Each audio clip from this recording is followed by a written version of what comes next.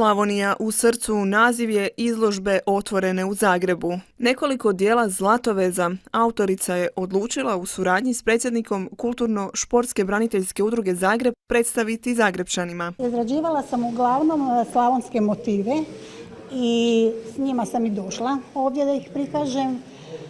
Znači to je uglavnom rad od žir, grožđe, odnosno loza i tako. Uglavnom to su motivi koji su kod nas u Slavoniji. Prvi put izlagala je u inozemstvu, a raduje se izložbama koju će zajedno s braniteljskim udrugama pokazati diljem Lijepe naše. U Londonu sam predstavila isto tako, znači Slavoniju, braniteljice i Zlatovez, zbog koga smo i otišli. Veliko zadovoljstvo ovom izložbom nije skrivao ni predsjednik Kulturno-športske braniteljske udruge iz Zagreba. I na razgovore na samom predsjedništvu i sve, došli smo do odluke da pokažemo i Zlatovez u Zagrebu, Slavonija u srcu Zagreba.